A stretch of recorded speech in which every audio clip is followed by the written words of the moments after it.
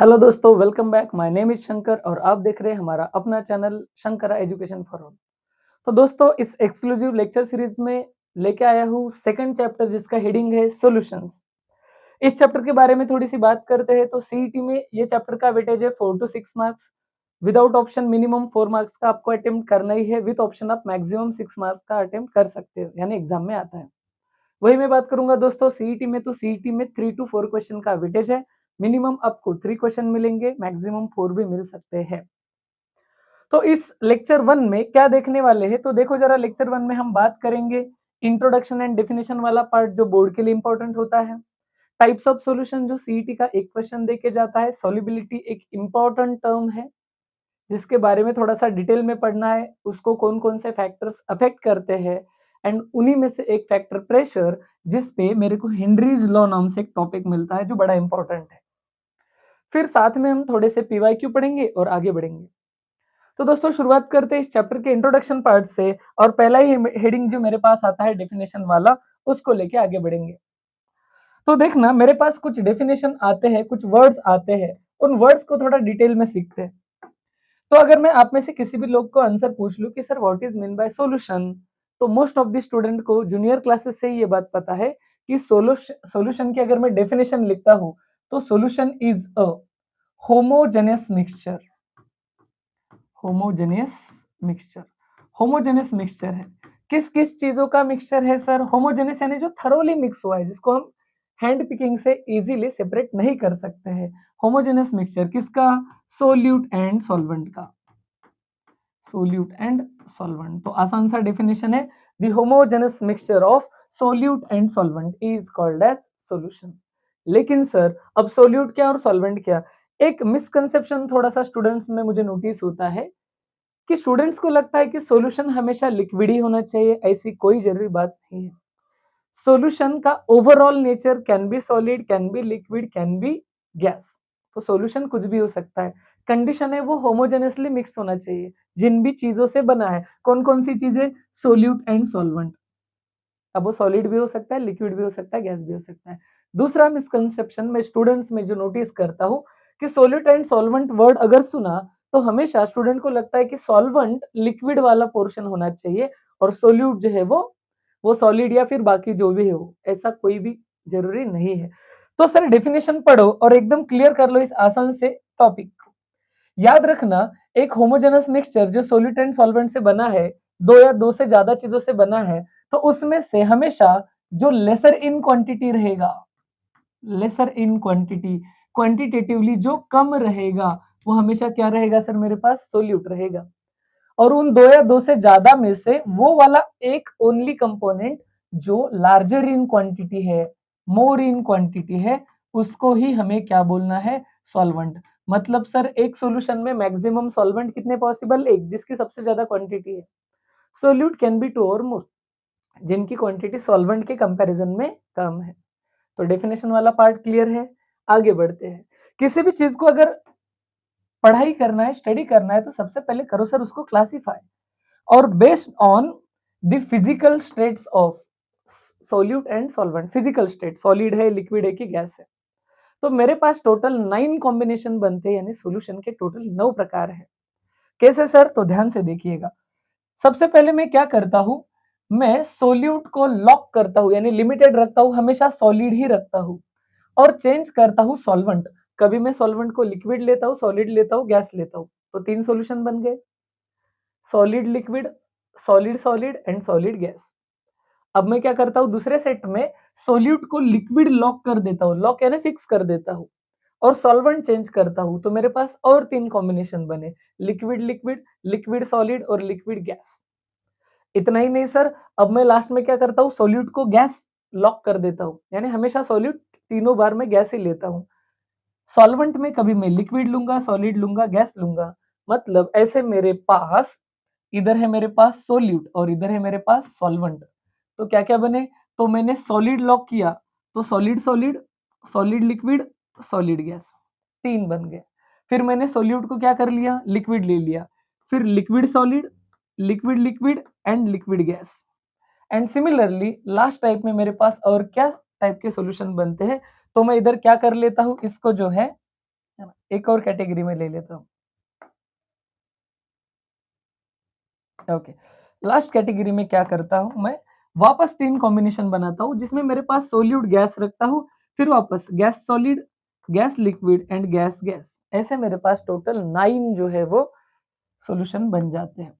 बड़ा important topic है क्योंकि बोर्ड एंड सीईटी में रिसेंटली यहाँ से एक आसान सा क्वेश्चन उठ के आ रहा है इन एग्जांपल्स में से। अगर मुझे कोई भी एग्जांपल दे दिया तो मुझे फटाफट पहचानने में आना चाहिए। तो देखते हैं वन बाय वन डिस्कशन में। एक और बात आपको पहले ही बता दूं, इनमें से आधे एग्जांपल्स ऐसे हैं जो कॉमन सेंस से आ जाएंगे, बस दिमाग लगाना है, याद रखना है उन 2-4 इंपॉर्टेंट वाले जो हमें याद नहीं रहते हैं या फिर जिसके बारे में हमें थोड़ी सी रॉन्ग इन्फॉर्मेशन है। तो देख लो भाई, सबसे पहले मेरे पास है एग्जांपल सी वाटर। सी वाटर समंदर का पानी, ऑब्वियस है, पानी है ढेर सारा और उसमें क्या है, थोड़े थोड़े सॉल्ट्स हैं, तो मेरे पास क्या आ गया, सी वाटर, सी वाटर। फिर मेरे पास है ना, वो तो कॉमन सेंस था। सबसे important star mark, benzoic acid in benzene. बहुत सारे लोगों को लगता है बेंजोइक एसिड, एसिड है मतलब लिक्विड, जरूरी नहीं।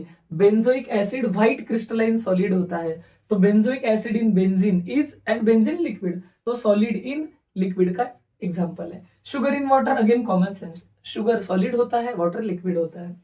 दूसरे टाइप का मेरे पास है सॉलिड, सॉलिड जो है ना, तो इसको अपन अंडरलाइन करते ही चलते हैं वन बाय वन। ये आ गया मेरे पास सॉलिड लिक्विड वाला ये वाला चार्ट छोटा सा। फिर मैं दूसरे टाइप का जो पढ़ाई कर रहा हूँ वो है सॉलिड, सॉलिड। सॉलिड सॉलिड में याद रखना रहे, एक शब्द सबने सुना रहेगा, alloy.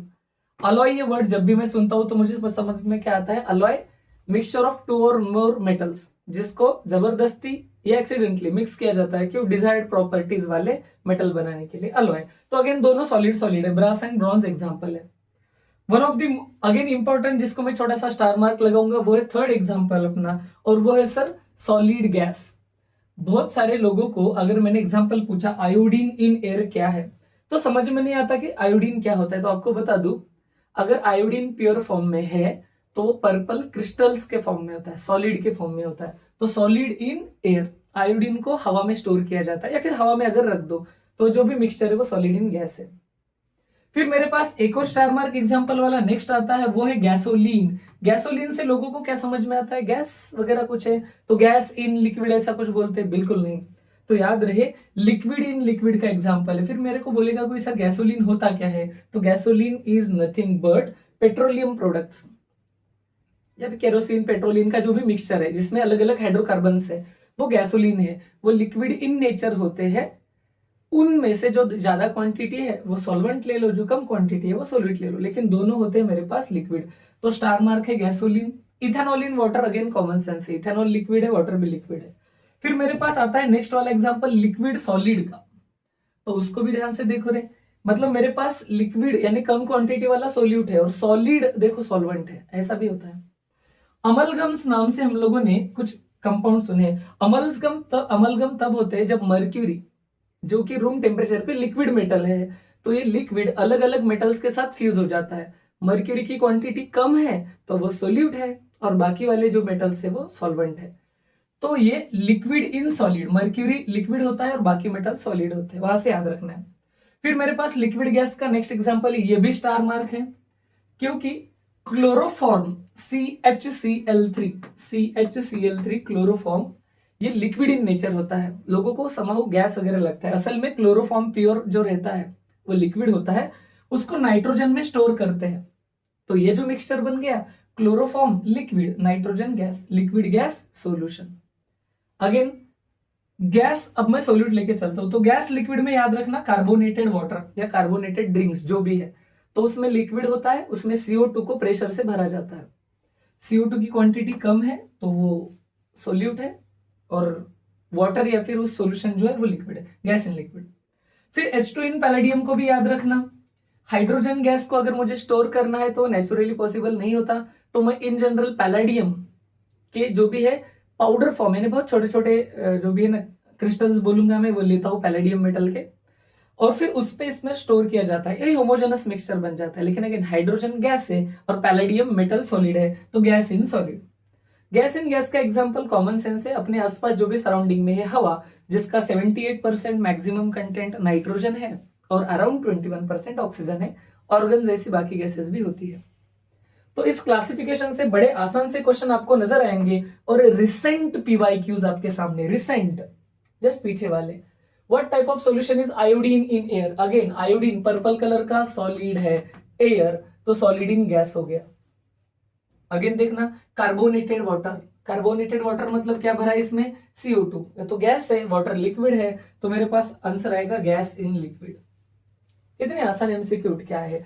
What type of solution alloy is? Alloy दो या दो से ज्यादा मेटल्स का मिक्सचर, और मेटल इन जनरल होते हैं सॉलिड, तो एग्जांपल किसका बनेगा sir? Solid in solid. PYQs है, रियल पीवाईक्यूज है ना, तो देख लेना। फिर आगे बढ़ते हैं, थोड़ा सा अगला वाला कंसेप्ट सीखते हैं। अब हमें देखना है कि ये जो हम लोग सॉल्यूशंस चैप्टर पढ़ेंगे, तो कंसेप्ट कुछ ऐसा है कि मुझे देखना है कि capacity of a solution to dissolve solute. मतलब मान लो मेरे पास एक NaCl का सॉल्यूशन है, जिसमें मैंने क्या कर रखा है, मान लो एक गिलास पानी भर रखा है H2O, और उसमें मैंने ऑलरेडी NaCl डाल रखा है जिसकी क्वांटिटी कम है, 1 टीस्पून पकड़ के चलो, है ना, 1 चम्मच मेरे पास है ना, उसमें डाल रखा है। अब बात ये हो रही है कि मुझे इसी सॉल्यूशन में और भी नमक ऐड करना है, तो मैं कितना ऐड कर सकता हूं? तो जितना मैं इसमें मैक्सिमम ऐड कर सकता हूं, वही तो इस सॉल्यूशन की कैपेसिटी हो जाएगी। बस याद इतना रखना है कि यहां से उठ के आता है एक वर्ड जिसको बोला जाता है सैचुरेटेड सॉल्यूशन। मतलब ये कंसेप्ट अगर मुझे देखना है कि कितना कैपेसिटी एक सॉल्यूशन का और सॉल्यूट को ऐड करने का, तो क्या है? Saturated solution. तो याद रखना सैचुरेटेड सॉल्यूशन क्या होता है। मान लो ये सॉल्यूशन था, इसमें मैंने ऑलरेडी 1 चम्मच NaCl डाल रखा था, फिर मैंने वापस 1 चम्मच NaCl डाल दिया, फिर मैंने वापस एक, है ना, NaCl के ना 1 स्पून है ना ऐड करते गया।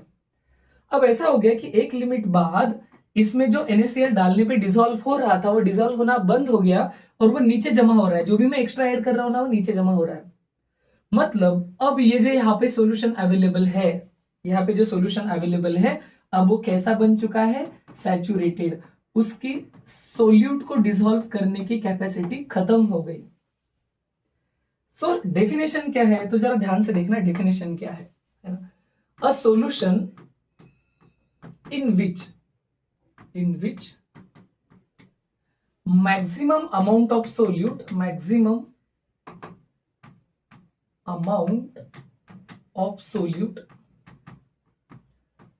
is already dissolved and no more solute can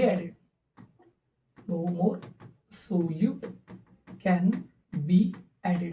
अरे ऑलरेडी जितना मिक्स करना था, पॉसिबल था, वो ऑलरेडी हो चुका है, अब और नया नहीं हो सकता। अब ये सॉल्यूशन कैसा है sir? Saturated solution. Important definition है फॉर बोर्ड्स, इसको याद रख लेना। 2 इंपॉर्टेंट वर्ड है, maximum amount of solute dissolve है और no more solute can be added. बस इतना सा याद रख लेना। फिर आगे चलते हैं। फिर मेरे पास एक भी इंपॉर्टेंट टर्म आता है, सोल्युबिलिटी। ये तो स्टार मार्क है फॉर बोर्ड्स आल्सो, ये बोर्ड के लिए भी बड़ा इंपॉर्टेंट है। क्या मतलब है सर सोल्युबिलिटी का? तो समझो अगेन, जैसे हमने पहले कैपेसिटी ऑफ सॉल्यूशन देखा, अब ये सोल्युबिलिटी वर्ड हमने डिराइव किया है इन टर्म्स ऑफ सोल्यूट, कि एक स्पेसिफिक अमाउंट ऑफ सॉल्वेंट में या सॉल्यूशन में मैक्सिमम कितना सोल्यूट डिसॉल्व हो सकता है, उसको हम उसकी क्या बोलते हैं? सोल्युबिलिटी। तो सोल्युबिलिटी का भी बोर्ड के लिए इंपॉर्टेंट डेफिनेशन है, नोट कर लेते हैं फटाफट शॉर्टकट में। तो सोल्युबिलिटी जो होता है, ये होता है the amount of solute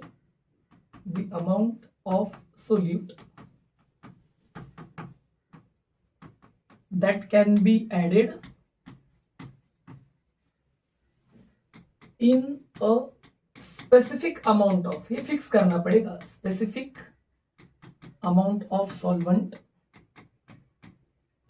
to give a saturated solution.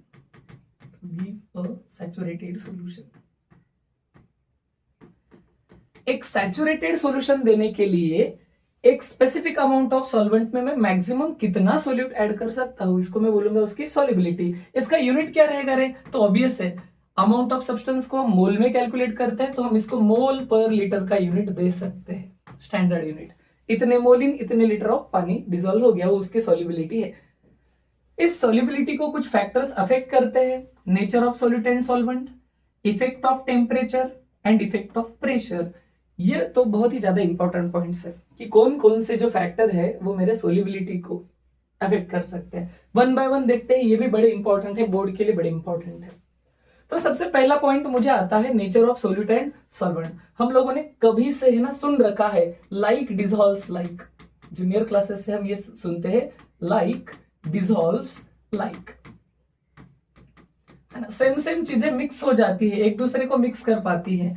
इसका मतलब क्या है सर, अगर मेरे पास सोल्यूट एंड सॉल्वेंट दोनों पोलार है, पोलार डिसॉल्व्स पोलार, ये बहुत अच्छे सोल्यूबल होते हैं। पोलार क्या मतलब कि सर सोल्यूट अगर पोलार है तो सॉल्वेंट भी पोलार रखो, या फिर वाइस वर्सा करो, non polar dissolves, non polar dissolves non polar, तो नॉन पोलार को मिक्स कर दो। अब ये पोलैरिटी क्या होता है, तो अगेन सॉलिड स्टेट वाले चैप्टर में भी हमने देखा था इलेक्ट्रोनेगेटिविटी डिफरेंसेस की वजह से, तो वहां पे जाके हम देख सकते हैं। तो पोलार में सोल्यूबल होता है, नॉन पोलार में सोल्यूबल होता है, तो यही नेचर डिसाइड करता है। पोलार है तो सोल्यूबल होगा। ध्यान से देखते हैं। अब देखना यहाँ पे एक टेक्स्ट बुक का क्वेश्चन है ना, एक टेक्स्ट बुक का क्वेश्चन, वो आपको आता है कि नहीं देखते ही, अगर ये आ गया तो बस कहानी खत्म है, हमें पहला वाला फैक्टर समझ में आ गया। यहाँ पे देखो एक क्वेश्चन है, why naphthalene dissolves in benzene but not in water. तो शायद से आपको पता है रे, नैप्थेलिन माने एक बेंजीन और उसके साइड में एक और रिंग, इसको बोला जाता है नैप्थेलिन। बेंजीन तो हम सब लोगों को पता ही है, बेंजीन होता है कुछ ऐसे, और वाटर का नेचर हमें पता है H2O। अगर मैं आपको बता दूं इनकी पोलैरिटी के बारे में, तो नैप्थेलिन में जितने भी सारे कार्बन है, जितने भी सारे कार्बन देखो मिनिमम एक एक कार्बन डबल बॉन्ड कैरी कर रहे हैं, जरा ध्यान से देखना, है ना, सबके पास एक एक डबल बॉन्ड है कहीं ना कहीं, 1 2 3 4 5 6 7 8 9 10 पूरे के पास। और सारे कार्बन सेम ही तो है सर, सभी को एक एक डबल बॉन्ड आ ही रहा है, सबका नेचर सेम है, इलेक्ट्रोनेगेटिविटी सेम है, तो ये मॉलिक्यूल मेरे पास आता है नॉन पोलर। सिमिलरली बेंजीन को भी ध्यान से देखना, बेंजीन भी तो सेम ही है, इसके सारे के सारे कार्बन एग्जैक्ट सेम है, उस मॉलिक्यूल में सारे सेम है, सारे सेम है मतलब कोई इलेक्ट्रोनेगेटिविटी का डिफरेंस नहीं, ये भी आ जाएगा नॉन पोलर। लेकिन अगर मैं बात करूं H2O की, तो H2O का तो लिटरल स्ट्रक्चर कुछ ऐसा होता है, क्योंकि हम सभी लोगों को पता है कि नाइट्रोजन के पास ऑक्सीजन के पास लोन पेयर है, तो इसकी वजह से इसमें और ऑक्सीजन और हाइड्रोजन में इलेक्ट्रोनेगेटिविटी डिफरेंस का भी गड़बड़ है, तो इसका जो डाइपोल है या फिर पोलैरिटी है वो अप साइड में जा रहा है, बेचारे हाइड्रोजन से भी इलेक्ट्रॉन ऑक्सीजन खींच रहा है और लोन पेयर भी ऊपर जा रहे हैं। अब ये मॉलिक्यूल बना सर पोलर, हम पहले ही लिख चुके हैं लाइक डिसॉल्व्स लाइक। तो naphthalene and benzene are non polar in nature, so ये दोनों एक दूसरे में सोल्यूबल है, लेकिन पानी जो है वो पोलर होने के कारण इसमें नैप्थेलिन सोल्यूबल नहीं है। समझ में आ गया पहला वाला पॉइंट। आगे बढ़ते हैं, एक आसान सा क्वेश्चन यहां से उठ के आया है, जरा ध्यान से देखो, ये CET PYQ मुझसे सॉल्व होता है कि नहीं होता है, जरा ध्यान से देखना, वीडियो पॉज करके ना इसको पढ़ लो आराम से, पहले आंसर डिसाइड कर लो फिर आंसर सॉल्यूशन देख लेना। Identify the reason for the solubility of polar solute in polar solvent. एक पोलर सोल्यूट एक पोलर सॉल्वेंट में ही सोल्यूबल होता है और नॉन पोलर में नहीं होता, तो क्या करेक्ट है। तो अगेन याद रखना, उसके लिए रिस्पॉन्सिबल जो रीजन होता है वो होता है इंटरैक्शंस। देखो अगर हम बदमाश है तो हमारी दोस्ती भी बदमाशों के साथ होगी, अगर हम पढ़ाकू है तो हमारी दोस्ती भी पढ़ाकू लोगों के साथ होगी, हमें हमारे वाइब्स के ही तो लोग पसंद आएंगे, उन्हीं के साथ अच्छी दोस्ती बनेंगी, यही है इंटरैक्शन। सेम होता है in case of chemicals also, अगर इंटरैक्शन सिमिलर है तो अच्छे घुल मिल जाते हैं, सोल्यूबल हो जाते हैं, बस वही देखना है कि एक पोलर और पोलर सोल्यूबल क्यों है। तो solute interaction, solute solvent interaction and solvent solvent interactions are similar. Solute के इंटरैक्शन, सोल्यूट सॉल्वेंट के इंटरैक्शन एंड सॉल्वेंट के इंटरैक्शन सिमिलर मैग्नीट्यूड के, बिल्कुल सही है। यहां पे क्या बोल रहा है कि सोल्यूट सॉल्वेंट के इंटरैक्शन ज्यादा है और सोल्यूट सोल्यूट के इंटरैक्शन कम है, ऐसा कोई लॉजिक नहीं है। अगर इनके इंटरैक्शन कम ज्यादा होते तो इनके सॉल्युबिलिटी में फर्क आ जाता। Solute solvent interaction are greater than solute and solvent interaction, ऐसा भी जरूरी नहीं है कि ज्यादा ही रहे। सोल्यूट इंटरैक्शंस ज्यादा है ऐसा है तो फिर सॉल्युबिलिटी बन ही नहीं सकती। इंटरैक्शंस जो होने चाहिए वो कैसे होने चाहिए सर, मेरे पास सेम होने चाहिए, सेम लाइक डिसॉल्व्स लाइक। तो ये मोस्ट करेक्ट है कि इनका मैग्नीट्यूड सिमिलर रहेगा, इसलिए अच्छे से मिक्स हो जाएंगे। आगे बढ़ते हैं, फिर आता है मेरे पास सेकंड वाला कॉन्सेप्ट, वो है इफेक्ट ऑफ टेम्परेचर। टेम्परेचर बढ़ाने से क्या? अगर मैं किसी को कॉमन सेंस से पूछ लूं क्वेश्चन क्या है, जैसे मान लो मेरे पास अ ग्लास ऑफ वाटर है जिसमें मैंने 1 चम्मच NaCl डाल रखा है और मैं आपको बोल दूं कि NaCl मैंने 1 चम्मच डाल रखा है और मुझे NaCl ऐड करना है। एक बार मैं टेम्परेचर जो है वो 25 डिग्री सेल्सियस रखता हूँ, एक बार जो टेम्परेचर है मैं 50 डिग्री सेल्सियस रखता हूँ। कब NaCl ज्यादा सोल्यूबल होगा? आप में से मैक्सिमम लोग यही बोलेंगे कि सर क्या होगा, जब टेम्परेचर कम है तो मे भी थोड़ा कम सोल्यूबल है, आप तापमान टेम्परेचर बढ़ाओ तो ज्यादा सोल्यूबल होगा। लेकिन याद रखना ये 100% करेक्ट नहीं है। मोस्टली यही होता है, with increase in temperature solubility बढ़ती है, लेकिन ये केस 100% सही नहीं है। इसके लिए मुझे एक छोटा सा कंसेप्ट सीखना पड़ेगा जो टेक्स्ट बुक ने हमें याद करने के लिए बोला है क्लास 11 से, और वो है मेरे पास ली चैटेलायर्स प्रिंसिपल। ली चैटेलायर्स प्रिंसिपल पहले तो मुझे याद करना पड़ेगा कि ली चैटेलायर्स प्रिंसिपल होता क्या है।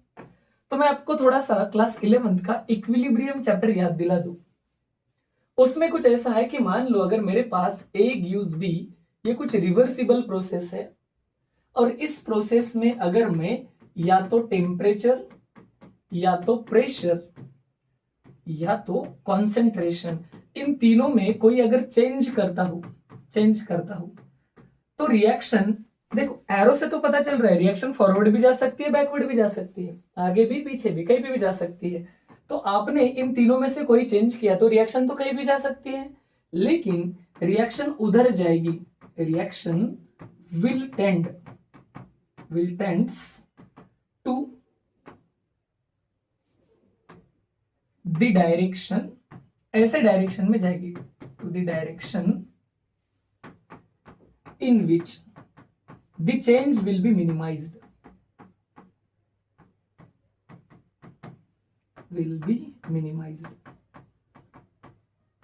मतलब रिएक्शन ऐसे जाएगी, आगे भी जा सकती है पीछे भी जा सकती है, लेकिन ऐसे जाएगी सो दैट आपने जो चेंज करा है, आपने टेम्परेचर बढ़ाया तो रिएक्शन कम करने के डायरेक्शन में जाएगी। आपने अगर प्रेशर बढ़ाया तो रिएक्शन कम करने के डायरेक्शन में जाएगी। आपने अगर कॉन्सेंट्रेशन बढ़ाया तो रिएक्शन कम करने के डायरेक्शन में। एक आसान सा एग्जांपल देखो, यहाँ पे मैं आपको समझा भी देता हूं कि ऐसा एग्जांपल क्या है। जैसे मान लो एग्जांपल 1, आपने रिएक्शन बोली 2A जो कि एक गैस है जो रिवर्सिबल है और कन्वर्ट हो रहा है एक B गैस में। देखना इधर मोल कितने हैं, 2 है, इधर मोल कितने हैं, 1 है, मतलब 2A B में कन्वर्ट होता है और एक ही B 2A में कन्वर्ट होता है। अब ऐसे में अब आप अगर क्या करोगे, प्रेशर बढ़ाओगे। आपने क्या कर दिया, प्रेशर बढ़ाया। देखो 2 मॉलिक्यूल्स का प्रेशर ज्यादा होता है रेदर देन 1 मॉलिक्यूल, क्योंकि ये गैस मॉलिक्यूल है, गैस दूर दूर रहते हैं, तो 2 गैस का प्रेशर ज्यादा रहेगा एक गैस से। आपने अगर प्रेशर बढ़ाया तो रिएक्शन फॉरवर्ड जाएगी। क्यों? 2 मॉलिक्यूल का कन्वर्जन 1 में करेगी, क्योंकि 2 दूर दूर रह रहे थे, एक कम जगह पे रह रहा है, तो आपने प्रेशर बढ़ाया तो रिएक्शन ने क्या करा, प्रेशर कम किया, आगे चलेगी। आपने अगर प्रेशर कम किया होता तो रिएक्शन बैलेंस रखने के लिए प्रेशर बढ़ाएगी, यानी रिवर्स में आएगी। बात समझ में आती है? सिमिलरली अगर मैंने रिएक्शन में कॉन्सेंट्रेशन चेंज किया, ए को ऐड किया, ए को अगर मैंने ऐड किया तो रिएक्शन फॉरवर्ड जाएगी, क्योंकि ए को उठा के बाहर तो नहीं फेंक सकती। जो चेंज मैं कर रहा हूं वो मिनिमाइज करना है, चेंज को मिनिमाइज करना है, तो ए मैंने बढ़ाया तो कम करने के लिए रिएक्शन फॉरवर्ड जाएगी। या फिर अगर मैंने बी को ऐड किया तो रिएक्शन रिवर्स आएगी, क्योंकि बी को कम करना है तो ए में कन्वर्ट करो, उठा के बाहर तो फेंक नहीं सकते। सिमिलरली टेम्परेचर का है, लेकिन टेम्परेचर के जब मैं पढ़ाई करता हूं तो मेरे पास 2 केसेस आते हैं। कुछ रिएक्शन एक्सोथर्मिक होते हैं, यानी रिएक्शन होने के बाद हीट रिलीज होती है, और कुछ रिएक्शन एंडोथर्मिक होते हैं, यानी जब प्रोडक्ट बनता है तो हीट एब्जॉर्ब होती है। ऐसे 2 केसेस है। अब मुझे 1 बाय 1 जो है वो इन केसेस को देखना पड़ेगा।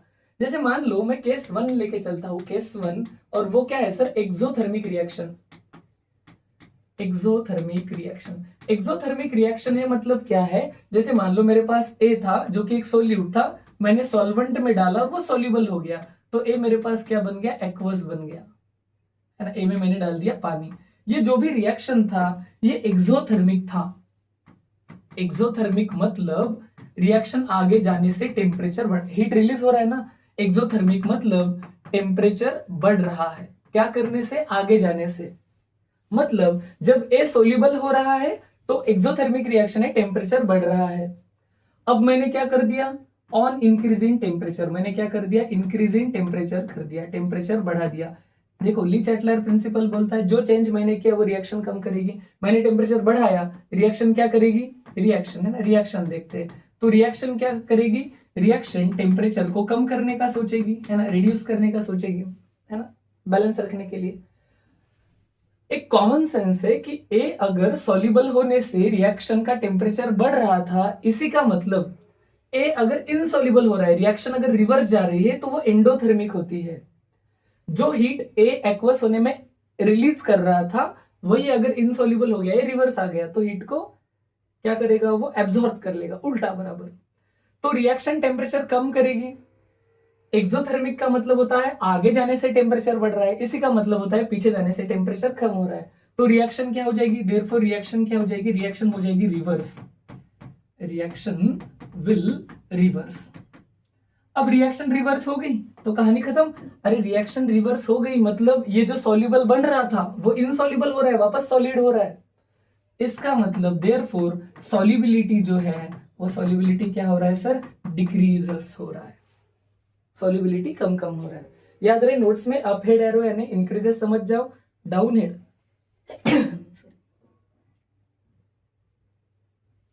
डाउन हेड यानी आपको समझ जाना है कि वो जो है वो डिक्रीज हो रहा है।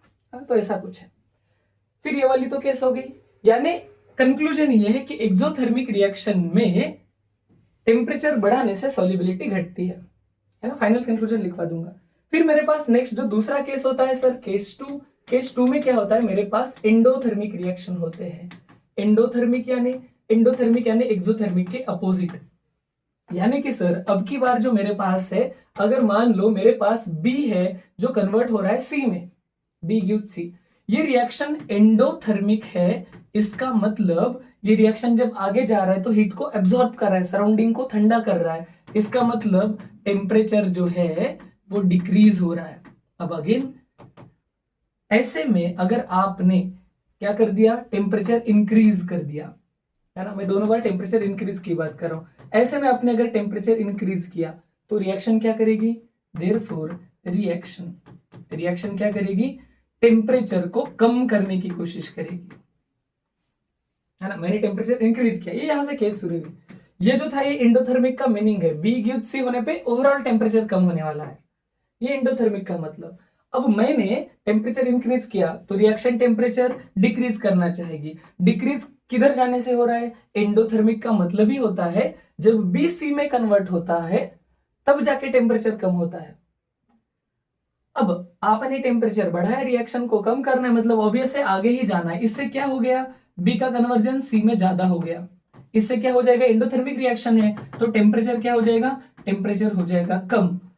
अब टेम्परेचर कम हो रहा है मतलब रिएक्शन तो फॉरवर्ड जा रही है, और रिएक्शन फॉरवर्ड जा रही है, इसी का कंक्लूजन सर बी की सॉल्युबिलिटी क्या हो रही है, बढ़ रही है, बी ज्यादा सॉल्युबल हो रहा है, इसकी सॉल्युबिलिटी जो है वो इंक्रीज हो रही है। अब वाइस वर्सा, अगर मान लो मैंने टेम्परेचर बढ़ाया रहता, इंक्रीज किया रहता, तो रिएक्शन क्या चाहती, सॉरी डिक्रीज किया रहता, मैंने टेम्परेचर कम कर दिया तो रिएक्शन चाहेगी कि टेम्परेचर बढ़े। एंडोथर्मिक का मतलब आगे जाने से टेम्परेचर कम होता है, इसका मतलब पीछे आने से टेम्परेचर बढ़ता भी है। तो बस ध्यान से इस कंसेप्ट को समझ लेना। समझ में आ गई बात, ओके चलो। तो एक टेक्स्ट बुक क्वेश्चन है, उसको जरा ध्यान से देखते हैं कि टेक्स्ट बुक क्वेश्चन क्या कहता है, या फिर ठीक है इसको मैं आगे एक्सप्लेन ही कर दूंगा और आगे। तो ये दोनों केसेस समझ में आ गए। टेक्स्ट बुक ने हमें कुछ ग्राफ दिए हैं जो उन्होंने प्रैक्टिकल करके बताया है। पूरे ग्राफ्स लर्न नहीं करने, लेकिन सीईटी डेंजर एग्जाम में कभी कभी लाइन टू लाइन क्वेश्चन पूछ लेती है, तो ध्यान से देखना। यहाँ पे कुछ ग्राफ दिया है कि इधर सॉल्युबिलिटी है ग्राम पर 100 ग्राम ऑफ पानी, मतलब 100 ग्राम ऑफ पानी में आप अलग अलग सॉल्ट ले रहे हो। कौन कौन है आपके पास, NaCl है, KCl है, KBr, NaBr, NaNO3, KNO3।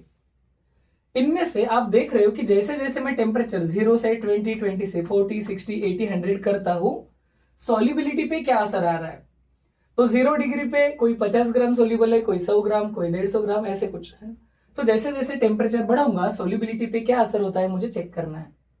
तो ध्यान से देखो, NaCl एंड KCl कुछ ऐसे सॉल्ट्स हैं जिनकी पहले भी सॉल्युबिलिटी कम थी और टेम्परेचर बढ़ाने पे भी कम है। आप 0 से 100 डिग्री जा रहे हो लेकिन सॉल्युबिलिटी को कोई खास फर्क नहीं पड़ रहा है।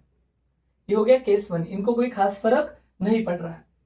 फिर मैं आगे बात करता हूं कि कुछ सॉल्ट ऐसे भी है सर जिनमें थोड़ा अप्रिशिएबल फर्क पड़ रहा है। KBr और NaBr कुछ ऐसे सॉल्ट्स है जिनका टेम्परेचर बढ़ने से सॉल्युबिलिटी देखो बढ़ रहा है, ये वाला लाइन है उनका, है ना, तो अप्रिशिएबल बढ़ रहा है, बहुत ज्यादा भी नहीं बहुत कम भी नहीं। मैं नोटिस करता हूं NaNO3 एंड KNO3, जैसे ही टेम्परेचर बढ़ा रहा हूं, KNO3 को तो देखो सबसे कम से स्टार्ट हुआ था, सबसे हाईएस्ट पे सॉल्युबिलिटी गया है, मतलब टेम्परेचर बढ़ाने से इनका सॉल्युबिलिटी खतरनाक बढ़ रहा है। बस यही कंक्लूजन इधर साइड में लिखा है, बस ये अपने को पढ़ लेना है। सारे लर्न तो नहीं करने, लेकिन अगेन पूछ सकते हैं। Solubility of NaBr, NaCl, KCl change slightly with temperature, मतलब बहुत ज्यादा फर्क नहीं पड़ रहा है ना। कौन कौन है? NaBr है, NaCl है, KCl है, वो ज्यादा फर्क नहीं पड़ रहा है ना। NaBr भी इधर गया है ना, ये वाला ज्यादा फर्क नहीं है। फिर सॉल्युबिलिटीज of KNO3 and NaNO3 suddenly बढ़ रहे हैं, है ना। KBr भी इसी में लिया है, बढ़ रहा है। फिर लास्ट में Na2SO4 का तो रिवर्स होता है, आप टेम्परेचर बढ़ाओ इसकी सॉल्युबिलिटी कम होगी, मतलब Na2SO4 का जो रिएक्शन है ऑब्वियस है कैसे रहा होगा, एक्सोथर्मिक।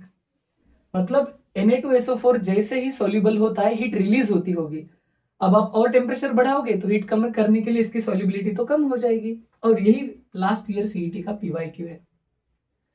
इसका मतलब ये ऊपर वाले जो सॉल्ट है वो एंडोथर्मिक है। क्यों?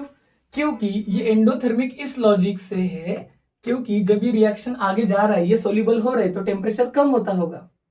आपने टेम्परेचर बढ़ाया, देखो 0 से 100 के तरफ गए, आपने टेम्परेचर बढ़ाया तो कम करने के लिए रिएक्शन और आगे जा रही है, एंडोथर्मिक है ना, आगे जाने से टेम्परेचर कम होता है और सोल्यूबल हो रहे हैं, याद रहे। इतना ही नहीं, एक इंटरेस्टिंग केस स्टडी हमें दिया गया है ना। तो यूनाइटेड स्टेट्स यूएस का ये केस स्टडी है जिसमें हमें बता रहे हैं कि इन जनरल अगर मैं बात करूं गैसेस की, है ना, जो भी गैस है, तो गैसेस जो होते हैं इनकी सॉल्युबिलिटी जो है वो टेम्परेचर के साथ डिक्रीज ही होती है मोस्ट ऑफ द केसेस में। आप टेम्परेचर बढ़ाओ तो गैस की सॉल्युबिलिटी कम कम हो जाएगी, यही बात हो गई। तो वहां पे जो भी है ना MIDC टाइप में, जैसे अपने महाराष्ट्र का है ना MIDC होता है इंडस्ट्रियल एरिया, वैसे यूएस का कोई है ना तो इंडस्ट्रियल एरिया था। तो इनके इंडस्ट्रियल एरिया में एक कोई प्लांट था जिसमें एक्सोथर्मिक काइंड ऑफ यानी हाई हीट वाले रिएक्शन होते थे, और उन प्लांट्स को कूल करने के लिए रिवर से गैलन्स, जो कि बहुत बड़ा यूनिट है पानी का, गैलन्स ऑफ वाटर उन प्लांट्स में डाला जाता था। प्लांट तो कूल हो गए लेकिन पानी हीट एक्सचेंज होकर गर्म हो गया।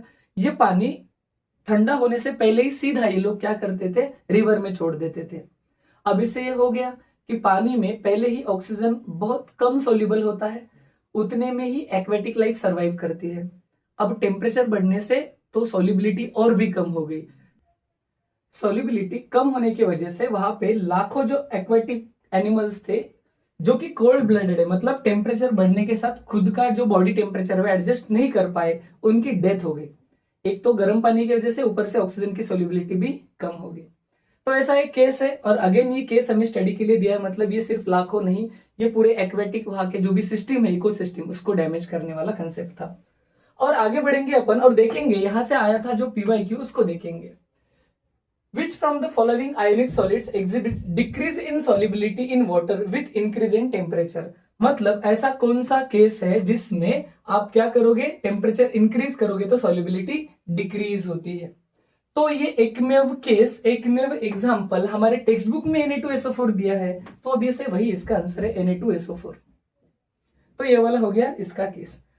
और आगे बढ़ते हैं, अपने पास आता है लास्ट वाला इफेक्ट, और वो है sir effect of pressure on solubility. तो इन जनरल अगर मैं किसी को भी पूछ लूं कि सर सोल्युबिलिटी और प्रेशर का क्या रिलेशन है, तो एकदम कॉमन सेंस से आप लोगों को समझ में आएगा कि अगर मैं सॉलिड और लिक्विड, याद रखना देखो, सॉलिड एंड लिक्विड सोल्यूट की अगर मैं बात करता हूं और इनकी सॉल्युबिलिटी अगर मैं लिक्विड में चेक कर रहा हूं, तो सॉल्युबिलिटी पे कोई खास फर्क नहीं पड़ेगा, है ना, नॉट अ मतलब अप्रिशिएबल चेंज नहीं है, और नॉमिनल चीज है।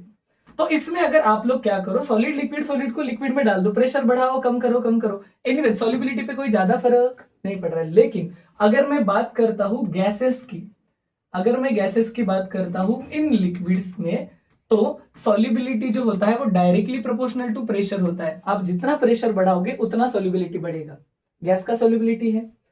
इसी को एक्सप्लेन करता है हमारे पास एक star mark important, very important law, और जिसकी हेडिंग है हेनरीज लॉ, है ना, हेनरीज लॉ। तो हेनरीज लॉ क्या कहता है, तो हेनरीज लॉ कहता है solubility of gases solubility of gases in liquids is directly proportional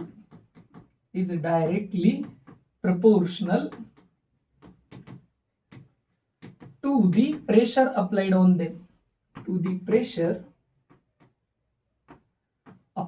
on them, जितना प्रेशर ज्यादा डालोगे उतनी गैसेस की सोल्युबिलिटी बढ़ जाएगी। इसी चीज को थोड़ा सा आगे लिखते हैं। तो जैसे मान लो सोल्युबिलिटी को हमने कैपिटल एस से लिखा, तो हेनरीज लॉ क्या कहता है, S is directly proportional to pressure. इसी को मैं थोड़ा सा डायरेक्टली प्रोपोर्शनल हटाने की कोशिश करूं तो हमें पता है अगर हमें ये डायरेक्टली प्रोपोर्शनल हटाना है तो कोई कांस्टेंट लेना पड़ता है, तो मेरे को मिलेगा S is equal to constant KH into P. यहाँ पे जो कांस्टेंट KH है मैं उसे बोलने वाला हूँ हेनरीज लॉ कांस्टेंट। तो अपने पास एक स्टार मार्क वेरी इंपॉर्टेंट क्या मिल गया, S is equal to KH into P. K Henry's constant, P pressure. Okay चलो बात करते हैं सर इस हेनरीज लॉ के यूनिट वगैरह की। तो उसके लिए आगे बढ़ते हैं और एक छोटा सा हेडिंग है ना नोट करते हैं, और वो है यूनिट ऑफ हेनरीज लॉ, है ना, unit of Henry's law constant KH। तो याद रहे अपन ने अभी भी बोला था S is directly proportional to P, यानी S is equal to KH into P, ऐसा कुछ याद रहे। यूनिट्स की बात करता हूं, सोल्युबिलिटी जो है वो मेरे पास रहने वाली है मोल पर लीटर, या फिर आपको पता है कि लीटर को डीएम क्यूब भी बोल सकते हैं, तो मोल पर डीएम क्यूब, ये दोनों और में चलेंगे। अगर मैं बात करता हूं प्रेशर की, तो प्रेशर होना चाहिए स्टैंडर्ड यूनिट बार में। अगर सर ऐसे है तो इसका मतलब मेरे पास यूनिट ऑफ केएच क्या हो गया, तो केएच के लिए रीअरेंज करता हूं, KH इज इक्वल टू, ये इधर मल्टीप्लाई कर रहा है उधर जाके डिवाइड करेगा, तो S bye P।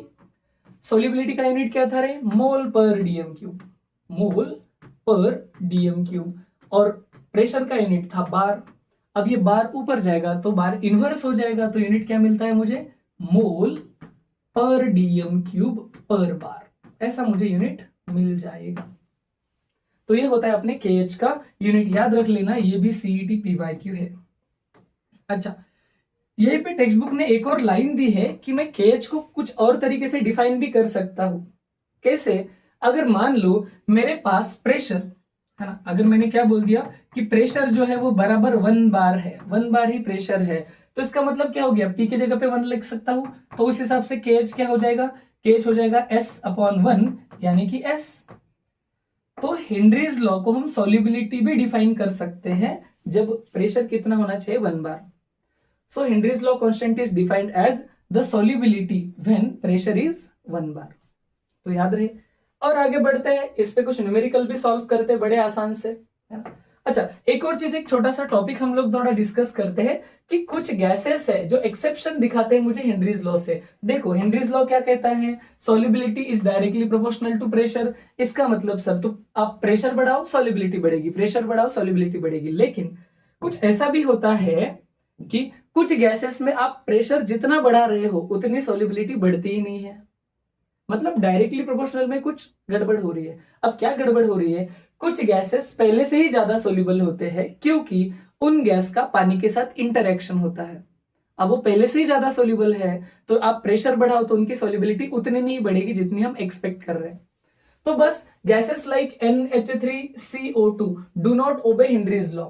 The reason is this gases react with water. Reaction याद नहीं रखनी है, लेकिन आपको बता दूं मैं, अगर मैं NH3 और H2O को मिला दूं तो NH3 एक बेस से अपने लोन पेयर से H+ पानी के टुकड़े करो, H+ OH- NH4 बनेगा और पानी का OH NH4OH बन जाएगा।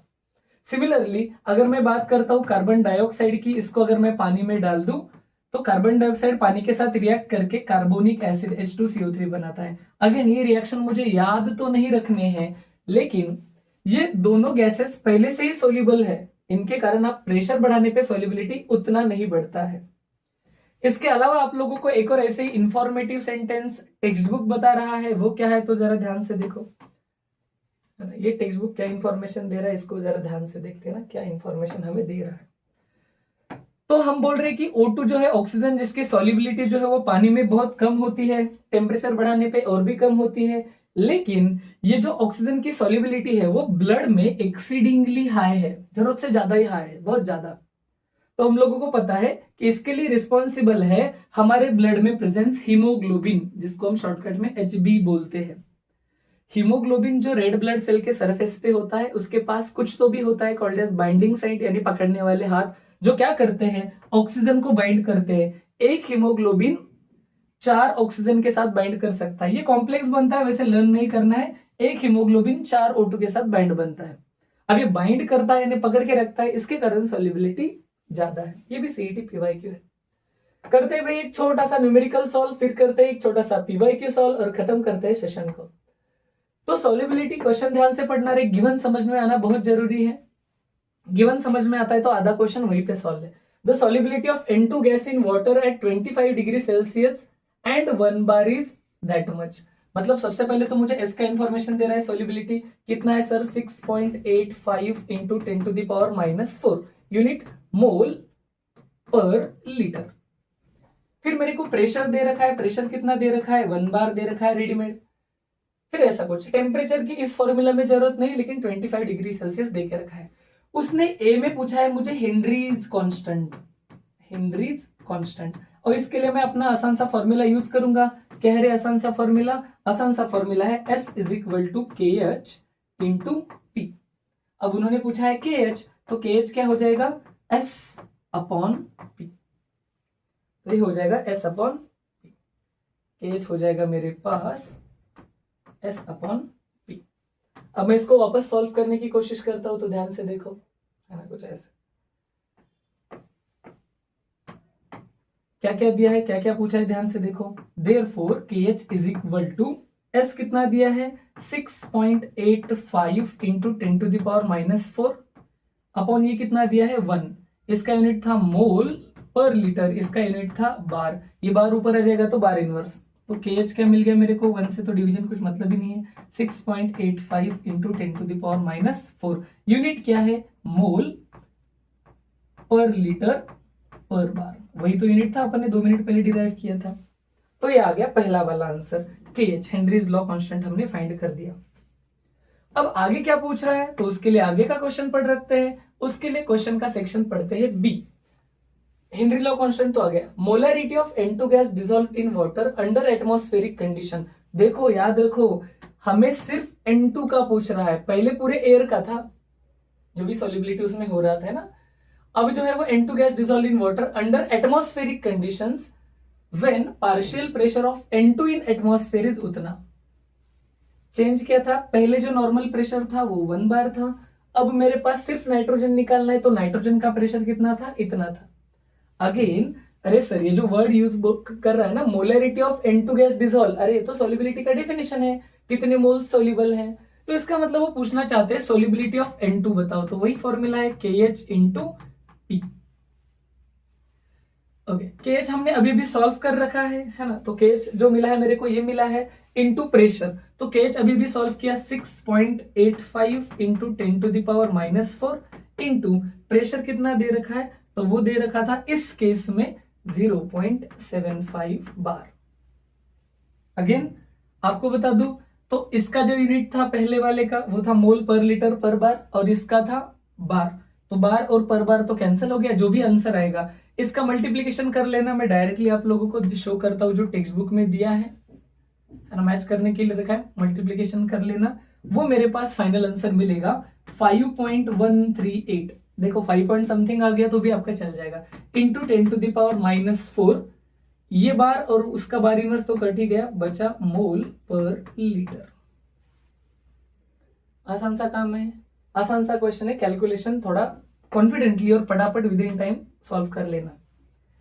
एक और आसान सा क्वेश्चन हमें टेक्स्ट बुक देता है, फिर एक आध PYQ देख लेंगे। यहाँ पे एक और क्वेश्चन है, ध्यान से पढ़ने की कोशिश करो। अगेन वीडियो पॉज करके आप गिवन लिख सकते हो। The Henry's law constant of methyl bromide. Henry's law constant ही दे रहा है, पहले लाइन में कितना दे रहा है, 0.159 मोल पर लीटर पर बार, इंफॉर्मेशन। फिर उसके बाद the solubility of methyl bromide, मतलब S पूछ रहा है। गिवन क्या है, प्रेशर, प्रेशर दिया है, कितना दिया है sir, 130 mm of Hg। Again याद रखना, हमने पहले लिख रखा है कि हमें प्रेशर बार में चाहिए, यहाँ पे mm ऑफ Hg में दिया है। क्या आप लोगों को कन्वर्जन पता है? प्रेशर इन बार लिखना है तो 130 mm ऑफ Hg को मेरे को डिवाइड करना पड़ेगा 760 mm ऑफ Hg पर बार से, मतलब एक बार यानी 760 mm ऑफ Hg होता है, तो ये mmHg कट जाएगा, बार ऊपर आ जाएगा, बार इनवर्स, तो मेरे पास बार में प्रेशर आ जाएगा। तो इसको मैं सॉल्व करता हूं तो प्रेशर मेरे को इतना मिल गया। अब निकालना क्या था? तो सीधा सीधा सॉल्युबिलिटी था। सॉल्युबिलिटी इज इक्वल टू था KH इंटू पी, ऐसे कुछ तो भी था। KH मेरे को दे रखा है 0.159 इंटू प्रेशर मैंने कन्वर्ट कर लिया तो 130/760 है, बराबर है। अब इसको सॉल्व करने गया तो इसका फाइनल आंसर आप लोग फटाफट जो है वो सॉल्व कर लेना, खुद से मैच कर लेना, अपन टेक्स्ट बुक वाला फाइनल आंसर मेंशन कर देंगे। वो मेरे पास जो है वो मिल जाएगा सर, वो मिल जाएगा 0.0275। इसको मैं सॉल्व करूंगा तो ऐसे कुछ आंसर मिल जाएगा। अगेन याद रखना, इसका जो यूनिट था है ना, तो इसका था मोल पर लीटर पर बार, और इसका जो यूनिट था वो था बार। ये बार प्लस में है, ये इनवर्स में चला गया, तो आंसर मेरे को मिला मोल पर लीटर। आसान सा क्वेश्चन है, बोर्ड में एज इट इज आ चुका है। सीईटी में भी देखना कितने आसान तरीके से ये क्वेश्चन आ गया है। तो सीईटी में इस क्वेश्चन को जो पूछा है कुछ ऐसे पूछा है, देखो know the answer. Calculate Henrys law constant, मतलब केएच बताओ। इफ सॉल्युबिलिटी ऑफ गैस उतना दिया है and partial pressure of gas उतना दिया है। देखना सीईटी वाले जो होते हैं वो बराबर आसान से कैलकुलेशन ही देते हैं। एस इज इक्वल टू था सर KH इंटू पी, तो उस हिसाब से KH हो गया S बाय पी। सॉल्युबिलिटी कितना दे रखा है तो लिख देता हूं, सॉल्युबिलिटी दे रखा है 5.14 इंटू 10⁻⁻4 डिवाइडेड बाय प्रेशर दे रखा है 0.75। इन नंबर्स को अगर मैं फटाफट सॉल्व कर लेता हूं तो मेरे को आंसर कुछ ऐसे मिल जाएगा। अब इसको मुझे लिखना है तो मैं क्या इसको पॉइंट शिफ्ट करके ऐसे लिख सकता था 51.4 इंटू 10⁻⁻4 और ये डिवाइडेड बाय इसको मैं 7.5 ऐसे लिख देता हूं, या इंटू 10⁻, सेम ही फर्क नहीं पड़ेगा। मैं क्या करता हूं, divide and multiply both side by 10। इसको भी 10 से मल्टीप्लाई किया, इसको भी 10 से मल्टीप्लाई किया, तो ये 51 हो गया, ये 7.5 हो गया। मैं रफली क्या करता हूं, 7 का ही टेबल करता हूं। देखो सीईटी में ऑप्शन जो होते हैं बड़े सॉर्टेड होते हैं। अब मैं 7 से इसको डिवाइड कर दूंगा